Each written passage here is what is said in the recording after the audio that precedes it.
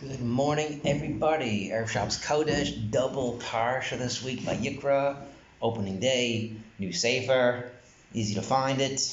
If you get Cohen this week, Mayor Cohen, if you get Cohen this week, little aleph and vayikra is small. Point that out to make you look really important. The aleph is small. It throws people off. That's a good shot. Do that. And it's parsha zachor. Pretty sure it's parsha zachor.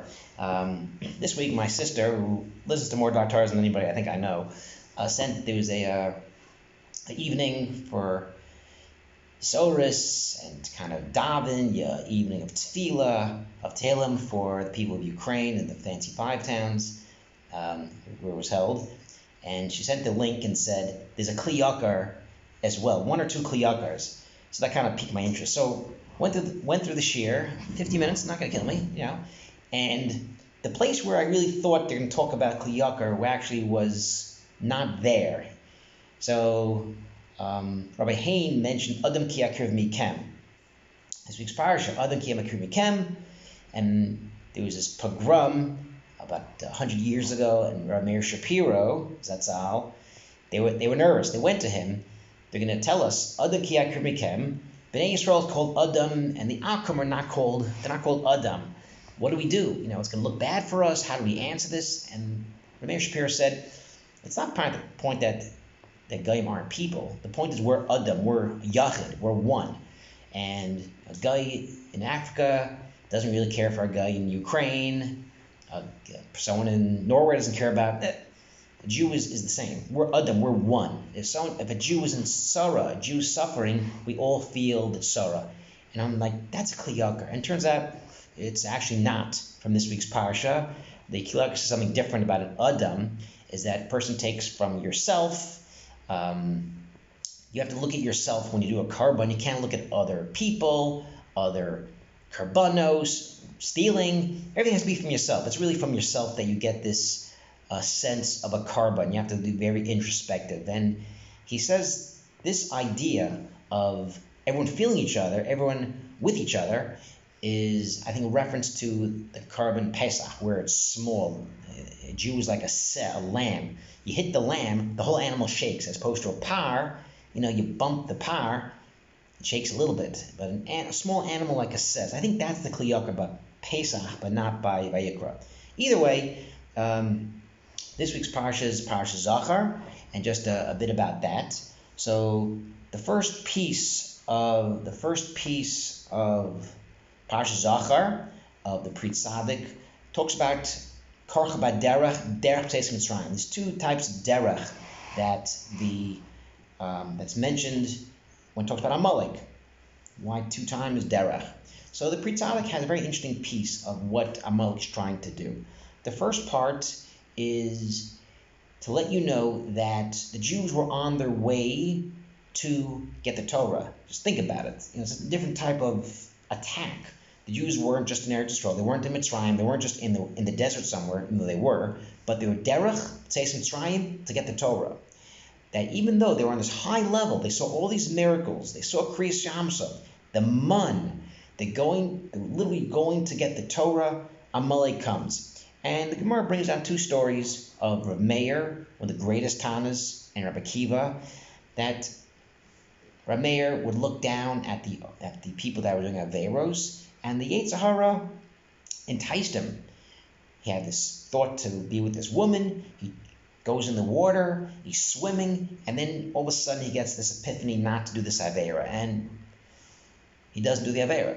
Same story with Rabbi Akiva. Rabbi Akiva, who's nigla things that Moshe Rabbeinu didn't see. The great Rabbi Akiva, who's responsible for Torah Sheba'al Peh, he himself had this taiva, and he's climbing up a tree, and he snaps out of it, and he doesn't do the Avera.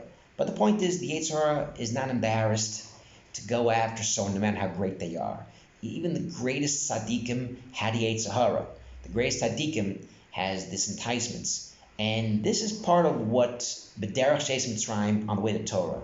That the Jewish people, just on the highest level the Jews ever were, they were all Nevi'im, they saw HaKadosh Baruch Hu, they were still Nefsholim, they were able to be damaged by Amalek. And that's a lesson for all of us. Derech, no matter what derech we are, The Yetzer Hara is not too embarrassed to try to entice you to do Averos. No matter what you are, no matter what mitzvah you do, you always have to be on guard for the Yetzer Hara. That's A. The second derech is that Nachshol Macharecha, that Amalek attacked the ones that were after them, the people that were B'yush, the people that did Averos. Many times you do an Avera, you're in a bad spot, whatever you did, insert Avera here, and you think there's no way back from it. I did this on Shabbos, I spoke this in shul, I ate something that I wasn't supposed to, I didn't pick up a Gemara in 20 years, I'm not giving tzedakah anymore. All these things lead you in a bad place. It's yush. And that's the second part of a derech, that's Amalek. Nachshol Macharecha, the ones that gave up hope, the ones that think they can't be part of the Machna Yisrael, the ones that I'll never get back to being an Obed Hashem, that's the derech. And those are the two pieces that Shabbos Zachor and Amalek were trying to kind of accomplish, trying to fix ourselves. One is, never be too short of yourself. You have a good davening, you have a good seder, you have a good bar Torah.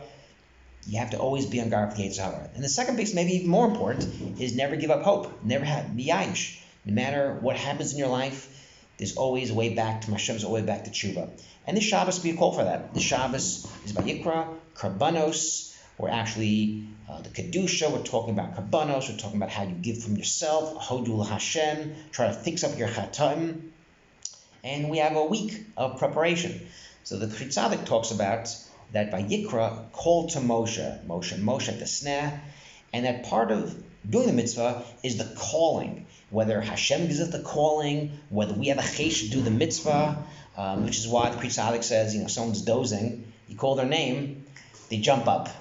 You say something else, the Mets, Yankees, the person's sleeping. You call Yodi, Johnny, person jumps up. The name brings this historis of a person, and that's what Hashem is doing. Vayikra el Moshe. So before Moshe is going to do the work of the Mishkan, before Moshe tells the people about the Karbanos, before Moshe tells Aaron about the Karbanos, it's Vayikra el Moshe, calling to Moshe. And this is something that Pri Tzaddik talks about, that's something that the Sfas Emes talks about all the time, is that the Hachana, the preparation for the mitzvah, is bigger than the mitzvah. You can prepare for Shabbos 6 days, but Shabbos is one day. You can spend hours on chicken and the food and all that. You eat it, 5 minutes over. It's the preparation, how you get into it. And this is something that is Zrizus, that's something that Moshe had. Moshe was called, vayikra Moshe does his thing. Even though Moshe was the greatest person, spoke to Hashem, he was the biggest unav. He had to be called to Hashem. And this is something that, some of the lessons that Vayikra and Shabbos Zachor has. Happy Shabbos, Shabbat Shalom.